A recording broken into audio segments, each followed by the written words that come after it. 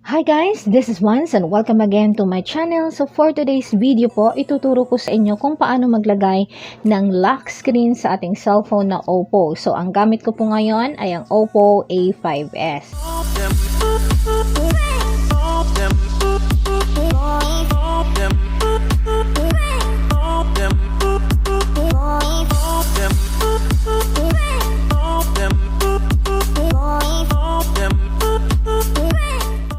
Sa mga nagtatanong kung paano ito lalagyan, ito na po. Ituturo ko na po sa inyo yung proper way po. Kasi yung iba, nagtataka ako, bakit hindi nila mabuksan kasi nakalimutan daw nila. So, kailangan po lagyan natin ng modes to reset. Ang ilalagay po natin ngayon ay ang email address at yung fingerprint. Para mabilis nating ma-reset yung ating cellphone in case na ito po ay nakalimutan natin yung ating lock screen. Okay, punta na po tayo sa ating settings.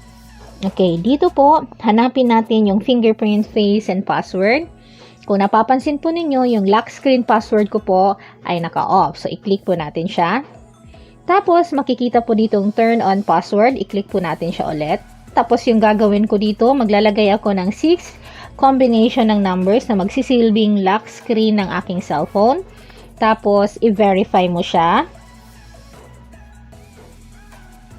Okay. Tapos, ito po yung lalabas. Link and email to your lock screen password to help you with password recovery. Okay, ilalagay mo dito yung email address mo at syempre, para walang problema, kailangan yung email address mo ay alam mo din yung password kasi baka mamaya hindi mo din alam yung password kaya mahihirapan ka talagang mag-reset ng iyong cellphone or ng iyong lock screen.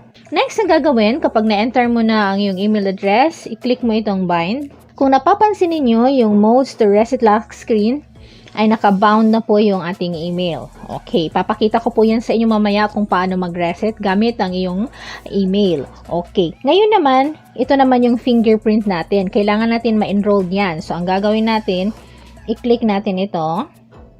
Tapos, makikita ninyo, okay, ito po ay pwede lamang sa mga cellphone na may, pwede sa fingerprint. Okay, ganyan mo lang siya. Okay, ipapakita ko sa inyo. Okay. Ngayon, click continue. Okay, ganyan. Continue lang. Okay, ginaganyan ko po siya guys. Yan. Tap lang. Tapos next, continue. Okay, kung napapansin po ninyo, ang ating pong fingerprint ay naka-enrolled na siya.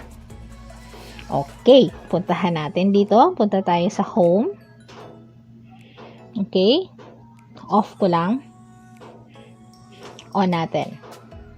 Okay, meron na po siyang password or lock screen password. Enter ko lang.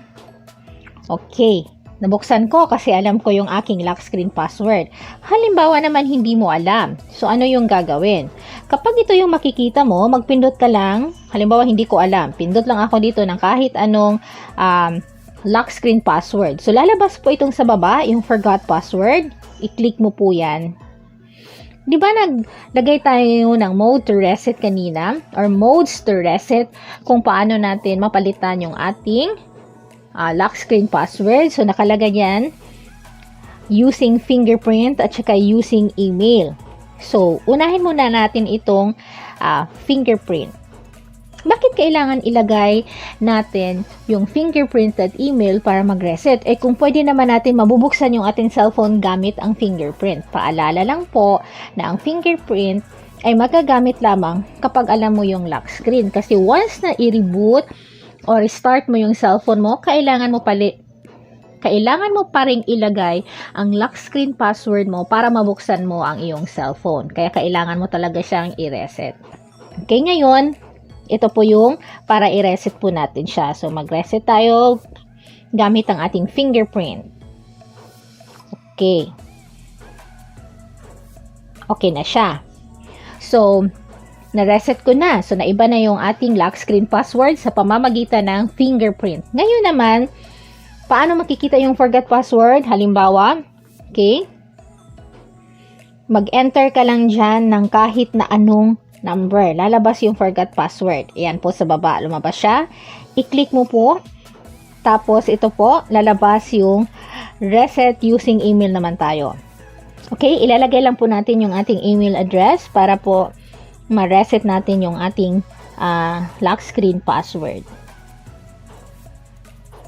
Okay, next na gagawin mo, i-done mo siya. Magpapadala po sila ng 6 combination ng verification code sa'yo. 6 numbers po yun. Okay, ngayon ilalagay na po natin yung ating verification code. Okay, tapos click done. Okay, ilalagay lang natin yung ating bagong lock screen. Tapos next, i-verify mo siya.